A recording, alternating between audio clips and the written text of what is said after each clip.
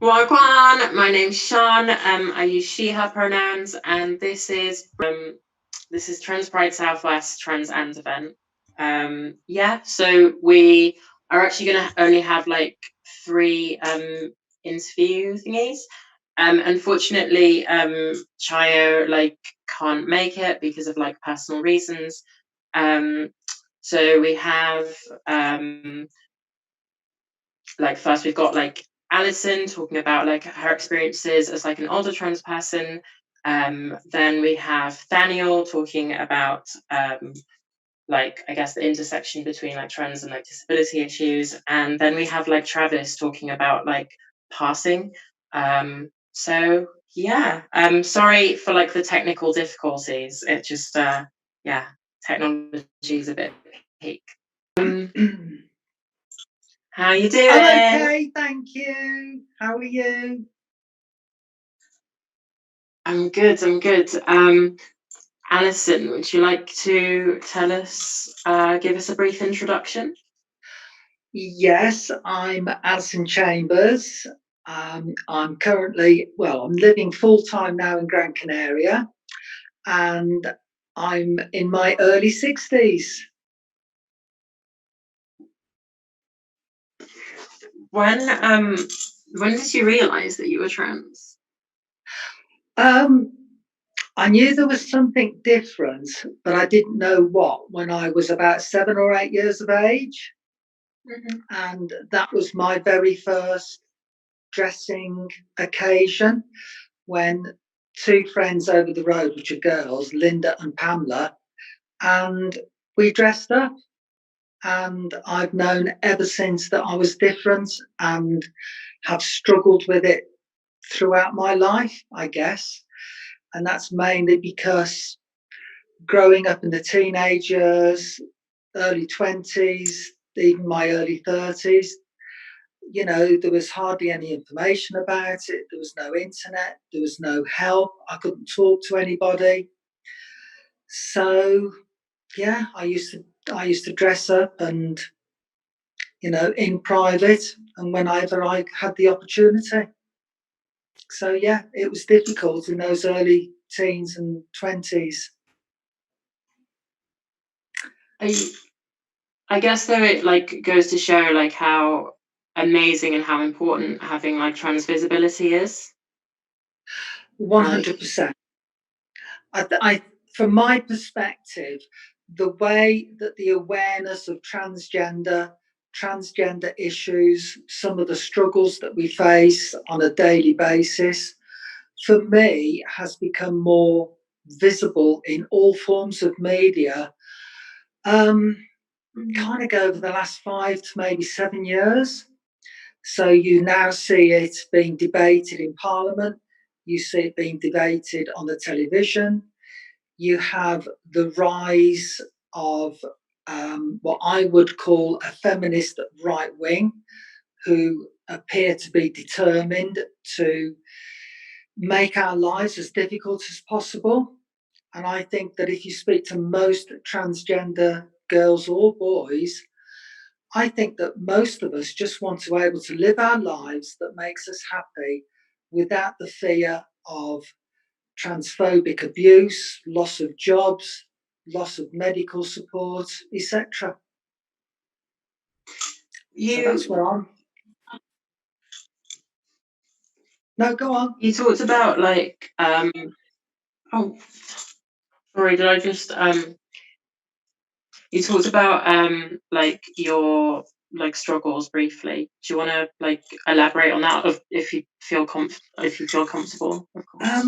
Yes, I mean, I'd like to. So I'd like to try to get a message across is that whilst you think there may be no hope and you're struggling with identity or whatever, there are support groups.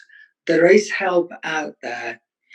Unfortunately for me, at my age, when I needed that support, help, just to even talk to somebody, it was just not there.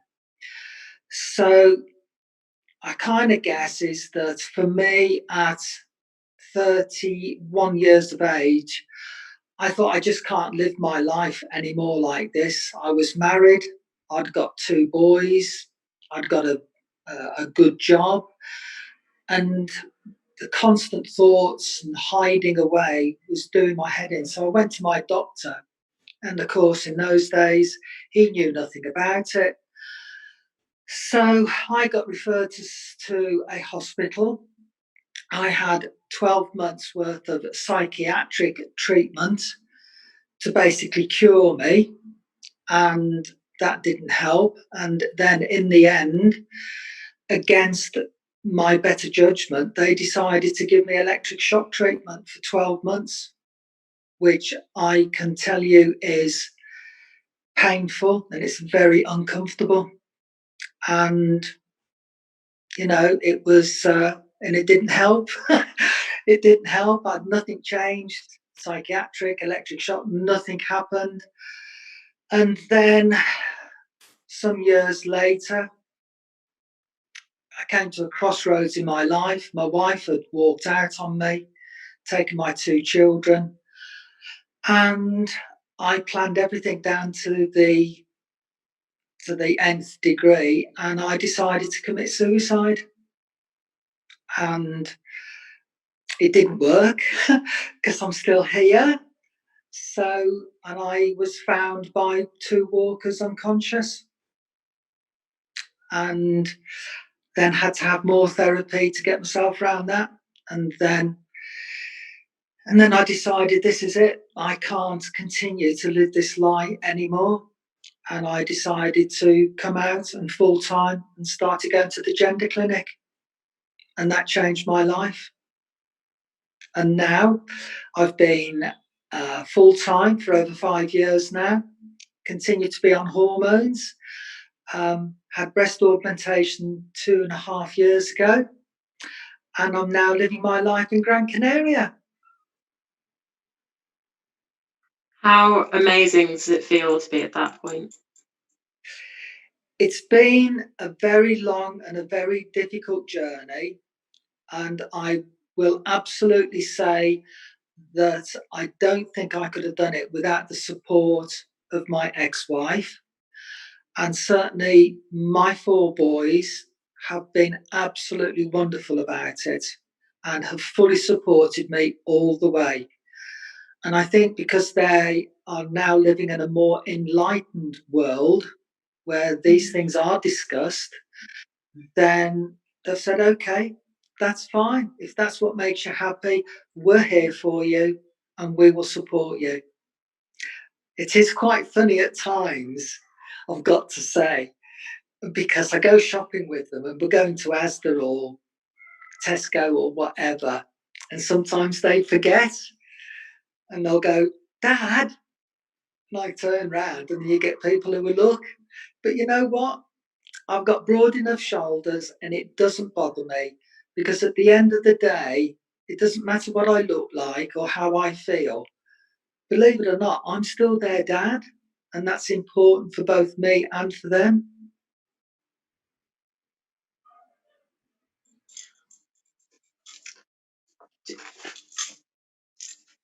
Wholesome. Oh, thank you. Wholesomeness. How is like living in like Gran Carina?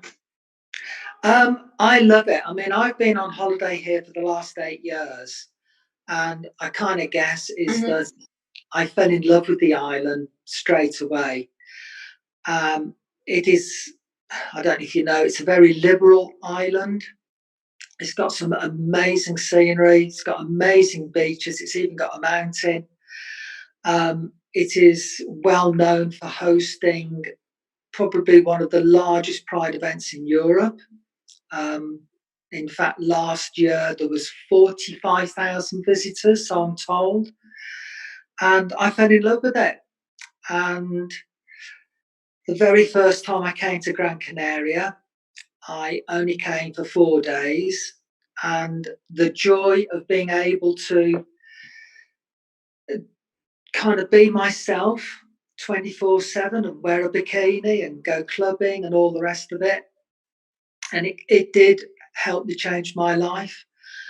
And when I was due to come home and I had to change back into male form, I just sat on the wall all by myself and I just cried my eyes out, thinking, I now need to change my life. I can't live like this anymore. So that's that.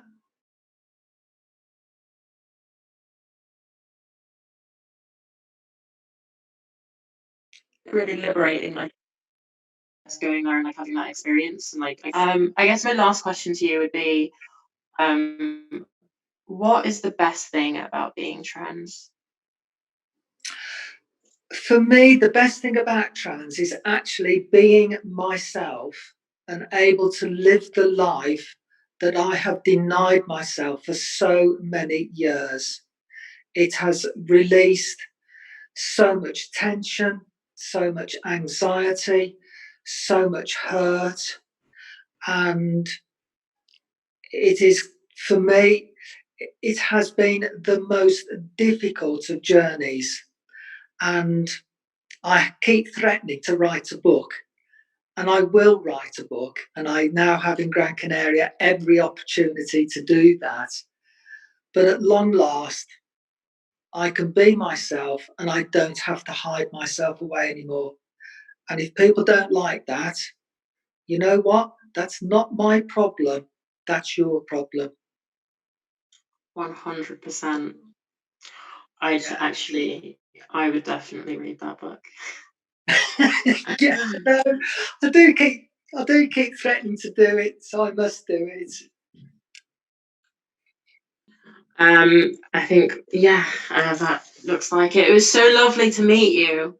And to you, thank you so much for talking to me, and thank you for allowing me to live a little bit of my story. And I hope in maybe some small part that can help others.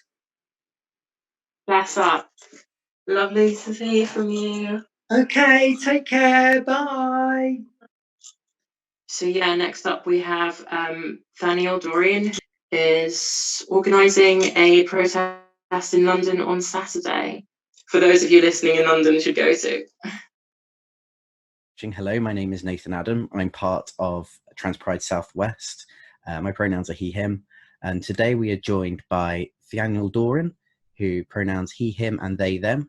For those who don't know Daniel, he actually organised the first protest, the first large protest in London regarding the government's leaked proposal to scrap the promised Gender Recognition Act, to reform it so that you don't have to have medical procedures done, and you don't have to prove medical procedures done and spend a lot of money. I almost swore then.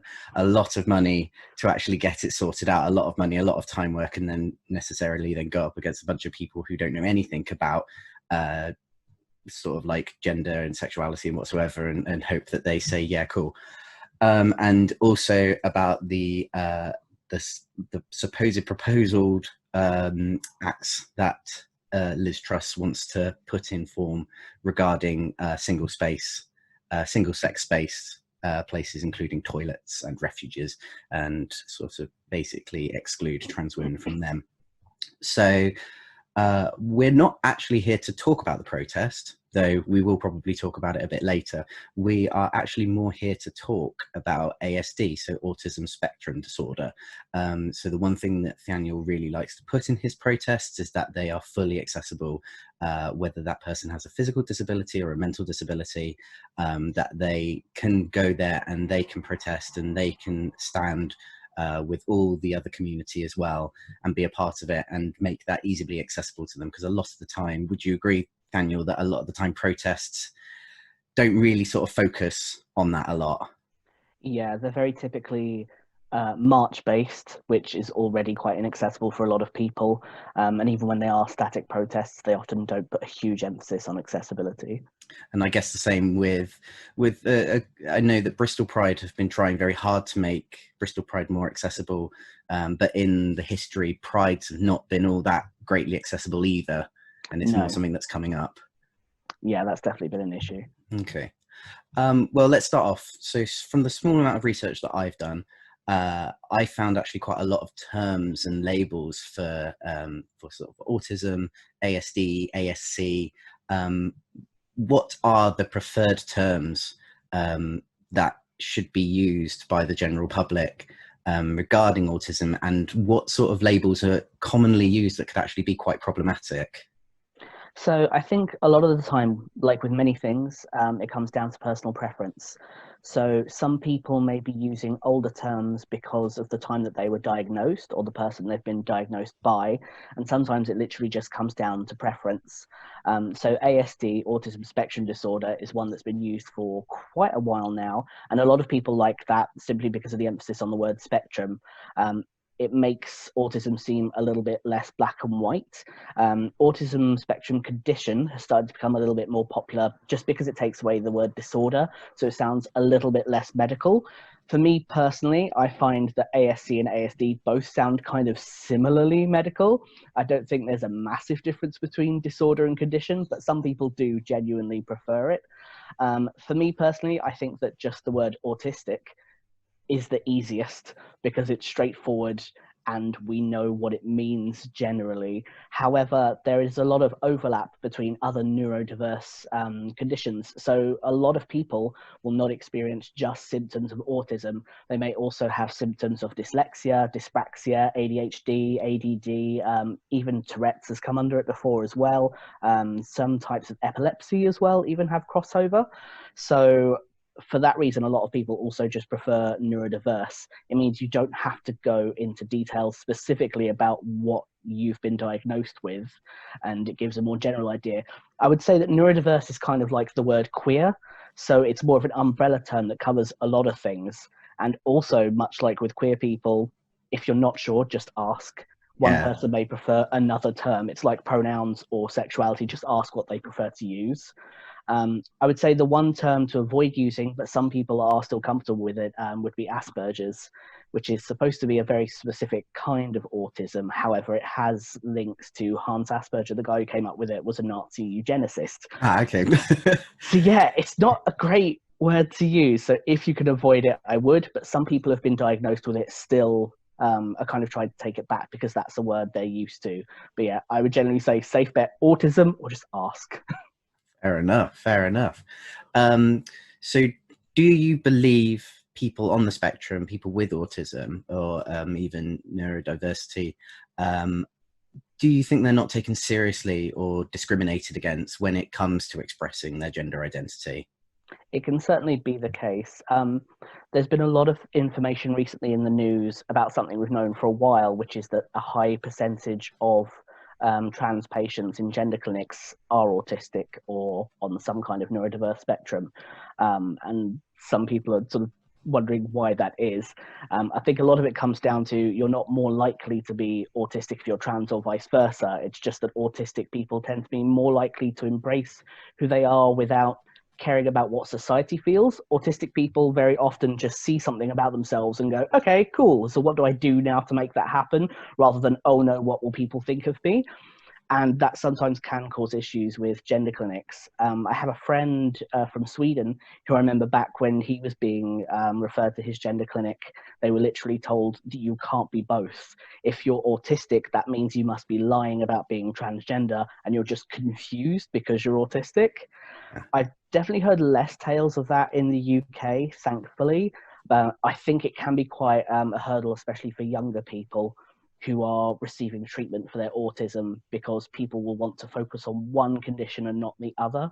So that can cause barriers when trying to get gender care. Right. It's usually a lot of these sort of things do come hand in hand. And I've known personally that there's quite a few trans people that I know and non-binary people as well who do have autism and have really struggled sort of getting help that they need or being able to express it anyway. Do you believe that being on the spectrum makes it more difficult to get medical care for transitioning, whether that be just socially or medically, and vice versa? Do you believe that people who are transitioning then find it difficult to get help with neurodiversity? It can certainly be the case. As I say, one of the benefits, having autism can kind of have one big pro and one big con. On one side, you're very good at accepting things about yourself and can be more direct about asking for help. But on the other hand, you may have social issues, which mean that you're more inclined to put on a mask and not ask for help. Yeah. So it can vary depending on the situation. It can sometimes be difficult to get help, and especially for adults, whether it's gender care or neurodiversity care. There's also a lot of issues with trans men who have been socialized female, because a lot of women are not diagnosed with autism, and therefore someone who may be AFAB will not be taken as seriously for the same reasons, though, even though they don't identify as female. It will still be seen as, well, you were born with a vagina, therefore you cannot have autism, which is a very weird, outdated thing that still happens to a lot of people. Very, very strange. I mean, a lot of people already have very sort of strange ideas about autism and what creates it, and also the same with anyone who identifies as transgender. Again, sort of like, what is this weird thing? And sort of one of the questions that I have is that there's obviously sort of like a lot of wild conspiracies, much like how people have towards people who are transgender and non-binary, that someone catches autism and how to cure it, which of course autism doesn't need curing. It's just a different way of thinking. And what have you heard any sort of really crazy conspiracies about autism? Obviously we know quite a lot about anti-vaxxers who think that vaccinations cause autism. Have you heard anything, and also about being transgender as well? Have you heard any sort of crazy conspiracies about that? Well, in terms of being trans and autistic, there's kind of the weird thing going around at the moment because of people like J.K. Rowling, which is this idea that autistic kids are being transed as a way of taking advantage of their autism, which is very strange, and to my knowledge, it's certainly never happened. There's a lot of big myths around autism. One of the common ones is the idea that autistic people don't have empathy. They just don't experience it, which is also like a common description of a psychopath as well. So putting those two together isn't especially great. And a lot of people do kind of consider it one and the same, that autistic people are people who don't have feelings and they're just logical and kind of straightforward, which definitely isn't true. I think some people have difficulty with socialization and reading other people and tone, and that's interpreted as a lack of empathy, or they struggle to communicate and that's determined as a lack of empathy, which isn't the case at all. A lot of autistic people have too much empathy and it can become quite overstimulating. Another common one is, oh gosh, I had it on my brain and I've just lost it. Instead I'll go to one that's absolutely horrific. One of the worst, most bizarre ideas I've heard about autism is the idea that all autistic people have the brains of children. And there was a thing going around on Facebook a while ago, I think it was last year, suggesting that autistic people cannot have adult relationships and they absolutely cannot have sex. Because to have sex with an autistic person is basically sexual abuse. They don't have the ability to consent, which I had a discussion with my boyfriend at the time and he didn't agree. Neither did I. It was very strange. There's a lot of weird ideas that kind of infantilize autistic people and think of them as children. That reminds me of the other one, which is the idea of the whole Rain Man thing, that every autistic person has some special magical ability, which I wish was the case because I would love to have one, but I can't draw buildings from memory or play the piano without knowing how to read music. So unfortunately, that one's mostly a myth as well. So finally, sort of, obviously we've only got sort of like a short amount of time. We have to sort of draw this to an end, and relating closely to the protest as well, which we would also like to mention is happening on the 5th. So this Sunday, obviously not this Sunday that we're recording. Oh, Saturday, sorry. So obviously not this Saturday that we're recording this, but the Saturday when this video goes out live. So the 5th in it's Parliament Square in Parliament Square. Starting at what time? At 1 p.m. 1 p.m. Fantastic. So what can we do as the transgender community and as the LGBT community as a whole? What can we do to make sure members who do have ASD or are neurodiverse, what can we do as a community to make these members more welcome and more included in the community? I would say there are three main things. So the first one is just consider accessibility. If you're putting on any kind of event, group, or anything like that, just try and think about accessibility. It won't just benefit neurodiverse people, but disabled people in general. You won't always be able to account for everything, and that's fine, but don't default to able-bodied and neurotypical people. It'll benefit everyone, and you'll often find that by being accessible, you benefit more people than you think about as well. The second one is just to listen to autistic people. Don't assume that you know what they need or what will benefit them in the long run. Just give them a chance to actually speak for themselves, because as I mentioned, they're not children. We can speak about all sorts of things, so just have a conversation. Most autistic people are very happy to talk about it. Some people never stop talking about it, again, like me. And the third thing, when I get my brain back in gear, was something I've immediately forgotten. Oh, no. There was a third thing. One fun thing about autism neurodiversity is that you get brain fog and brain block, and you plan something in your head and then it immediately goes, Oh, no. yeah. We'll just pretend it was two things, and they're both really good and really important. Yeah. And if you could just move your mouth a little bit, and then when you remember, we can just splice it back on, and then no one will know. Subs not dubs. So. Oh, well, on that note, thank you, Daniel, for joining us, and good luck with the protest on Saturday. Again, if you want to join in that protest, it's the 5th of September, the Saturday.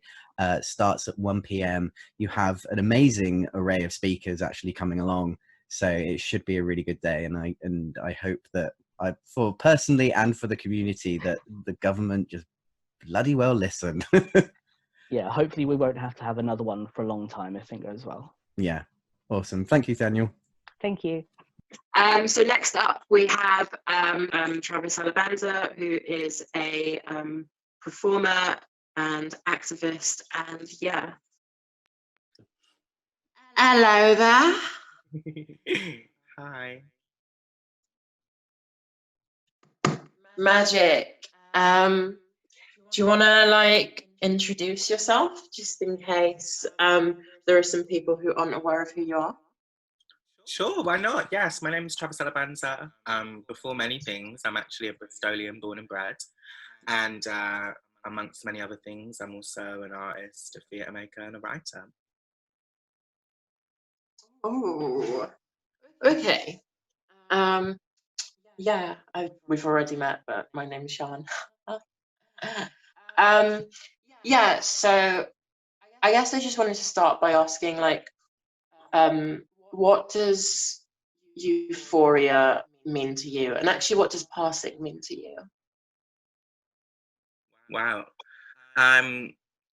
Two quite big questions. I guess euphoria in the sense of gender, which I guess is where we are in transness. Well, euphoria, just means joy, a feeling of ecstaticness, elatedness. I think for me, euphoria was an important word to start talking about, because so often my personal experience of being trans, but also the narrative, was one of always talking about my dysphoria, always talking about the ways in which I wasn't meeting what I wanted or what I thought I wanted or what I was, so that my relationship to myself and my body and my transness was always in direct relation to the things that I was not being able to do or could not be. Always a less than, I don't know if that's a similar feeling, but dysphoria always makes me feel like I'm just a bit behind where I should be. Whereas euphoria feels like an arrival. Euphoria feels like that moment. It might be for a second, it might be for a day, it might be for an hour, where you feel at arrival for where you're meant to be. I don't know if that makes sense, but that's how I feel euphoria feels. It feels like I'm not playing catch up. It feels like a moment where I'm yeah. I love that. Yeah. So I guess that's what euphoria. Obviously, it's also the show on Netflix, isn't it? But I haven't watched it. Actually, I've been thinking quite a lot about this, and it's kind of do you think you mentioned that there exists a kind of narrative that I guess trans people are usually expected to conform to with dysphoria, and I guess do you think there's kind of how do I explain it? A kind of expectation that, like, I guess for being trans, or actually like being like part of like other marginalized identities as well, or actually, I guess, kind of like supposed to hate ourselves to a degree for not conforming to a cis-normative standard, or a white, or a Euronormative standard, etc. Yeah, I do. And, you know, obviously it's also personal. I think what's so hard about being trans and being any kind of person that needs to have to come out or is not the norm is that so often we forget how deeply personal these things are for us, because we're so used to having to confess in order to get respect. We have to go, here I am, here I am, here I am, please give me basic human rights. And so I think we're so used to having to confess about our dysphoria that we forget how deeply personal and unique each person's experience is. I would say one thing that, although obviously dysphoria is a huge part of so many trans people's lives and my own life, is that for me, I've only just recently started speaking about it, because for so long I was like, but it doesn't need to be part of my life, and also it doesn't need to be part of their understanding of me. That actually, I think what sometimes happens in conversations around dysphoria is that so often the conversation becomes just about our personal journey, like we were born like this and we felt like this and we needed to change to feel like this, that it leaves out a huge other factor, which is you, i.e. cis-normative culture, cis people, cis violence, have made it impossible for me to live in this state. And so often we disconnect the political from dysphoria. We forget that actually dysphoria is completely linked to harassment. Dysphoria is completely linked to systems of gendering on passports or legal markers. Dysphoria is completely linked to TERF ideology. All these things fuel how we feel about our internal self. And so for me, I guess what I'm less interested in is that how the trans conversation has made dysphoria this deeply individual thing that only we can solve. It's almost our job as trans people to solve our dysphoria, i.e. to crowdfund ourselves, i.e. to talk about it and figure out ourselves. Whereas actually the fact that we are crowdfunding tells us something about the welfare state. It tells us something about the lack of medical provisions for trans people. It tells us about all these other things that for me are far more vital in a conversation for cis people to see, rather than them just constantly seeing we're born in the wrong body and now we feel like this. I don't want them to know about that. That's for me and my girls to talk about. You know, I don't want them to know all of those details about that, because that's none of their business. You know, what I want them to think about is what society is being created where no matter what state a trans person is in, they are safe, loved, and have the things they need to feel themselves, you know? Thank you. That was such a beautiful answer. Let's go. So I guess kind of like that relates to passing. Like, what does passing mean to you? Like, do you think that it has any sort of like innate connections with like various kinds of like, you know, structural injustices like misogyny, racism, etc.? Girl, you're coming in heavy today, straight up the bat. Oh. I love it. You're like chilling from your bedroom and just being wherever you are, being like coming in like this. I'm like, damn, the Zoom can't take it. You know, for me about passing, and I say this to, you know, another Black person, like, passing to what? Because racialized people know that we will never pass, like, you know, cis or trans, a racialized person will never pass in society. So I feel like obviously I know when people say passing, they're meaning a specific conversation around transness, and they're meaning a specific conversation around how gender non-conforming you are or how not gender non-conforming you are. And there is a definite valid conversation to be had around the proximities to gender non-conformity equals a proximity to violence. That the more gender non-conforming you are, the more violence you will receive in certain ways. I wholeheartedly believe that. However, what I think is missing in the conversation around passing is that people have this binary of you're passing and you're not passing, whereas it's completely situational. Passing to what and passing to what scenario? We've seen, unfortunately, that passing does not protect Black trans women from murder. Passing does not protect Black trans women from disproportionate amounts of violence. All these things are so conditional, because passing suggests a kind of tightrope, I feel, that we are almost taught to aim towards and believe that when we tread upon it, one wrong move and we are suddenly not passing, and suddenly we experience this violence. Or we can speak and they'll clock us in our voice. Or as soon as they find out we're trans anyway, disclosure means violence. I'm less interested in like internally talking about passing, not passing. And I guess what I'm more fascinated by is how do we create a world where it does not matter? You do not need to be passing to matter. You do not need to be passing to be safe. But when we are transitioning for our desire and our want, but we are not transitioning because we need safety. Whereas so often, I think that for me personally, so many of my transition choices I'm making this year are deeply linked to a desire for safety or more safety or whatever. And that's fucked. Can I swear on here? I don't know. But if I can, that's fucked, you know? And, you know, I think as Black people, whether you're cis or trans, gender is always going to say we are failing. Gender is about failure, right? And throughout history, Black people of all genders have been told that they are failing at being man or woman, whether they are cis or trans. And so we can't pass. Our Black cis women aren't passing. Our Black trans women aren't passing. There is no passing under white supremacy when you're Black. So I think the conversation on passing is so centralized on a white trans idea of transitioning that it completely misses out that Black people will never pass in a white society, period. Very true. Girl, you got me on the preacher box today, girl. It's what I do, I guess. Yeah, so you said that you're a performer. What are you working on right now?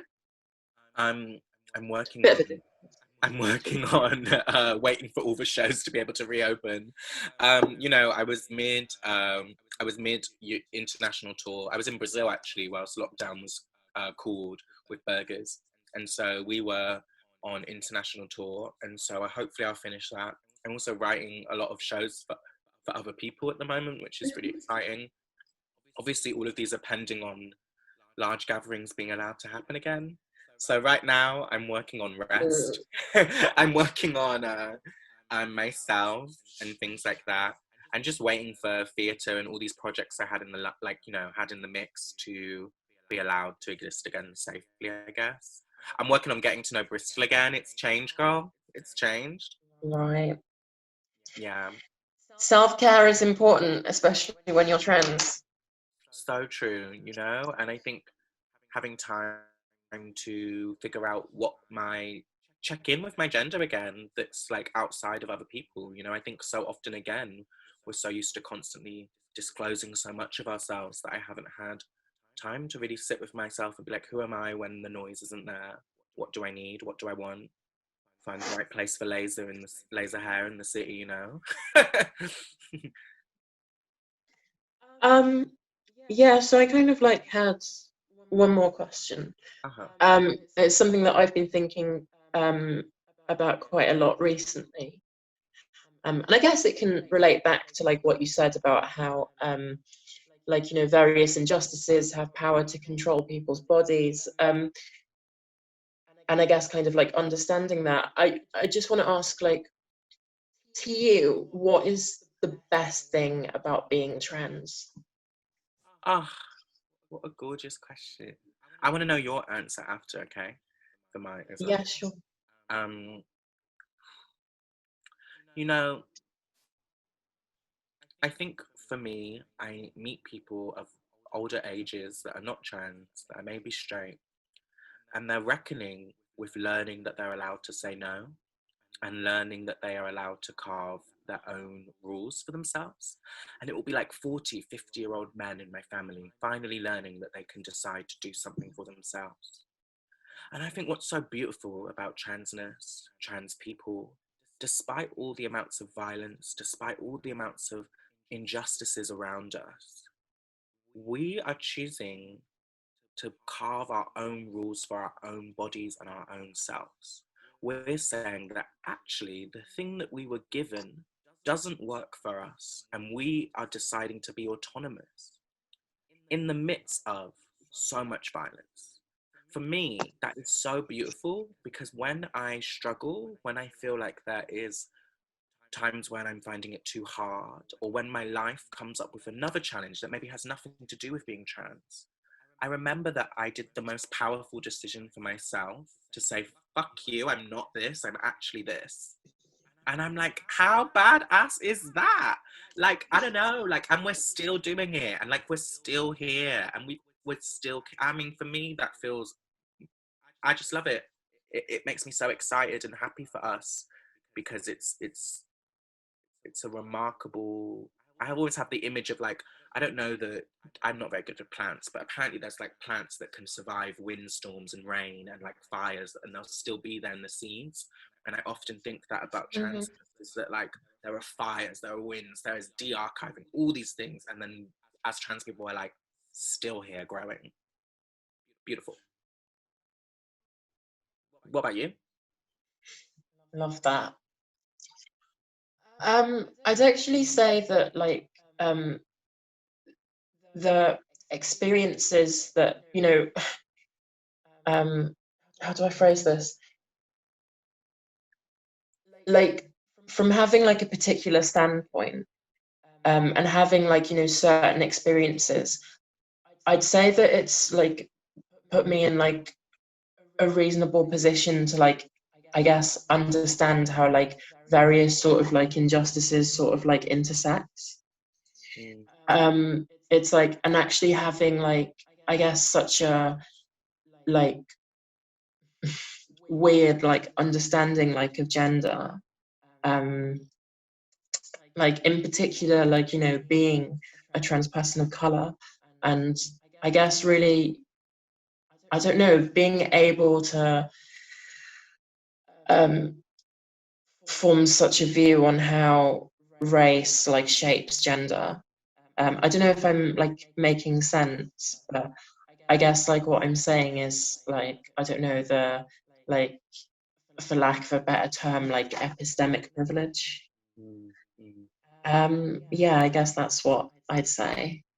Like, it gives you a position to be able to see other things, because you can see it how it's crossing here with you.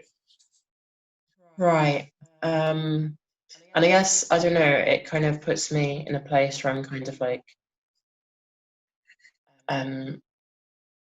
quite determined to sort of like challenge what injustices that like, I guess, people who may be in not necessarily like similar positions, but like similar-ish positions, because of course, like, you know, we understand like how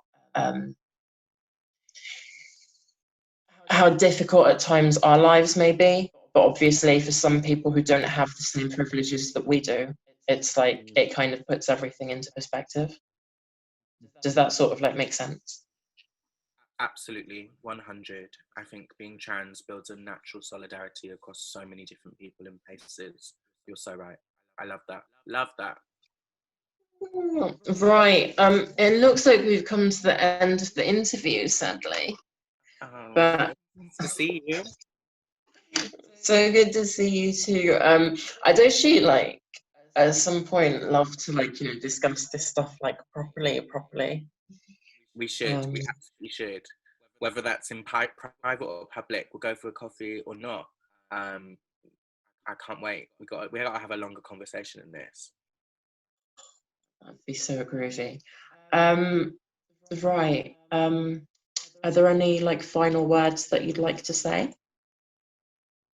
No, I think that's good. Just happy Southwest Trans Pride. I hope everyone is enjoying the virtual celebrations of it. And I'm going to go get a cider in honour. Groovy. All right. Thank you. Bless that. That's that. All right. Yay. Thank you so much. Thank you all so much for like listening to like our amazing speakers. But yeah, bless up, big up everyone.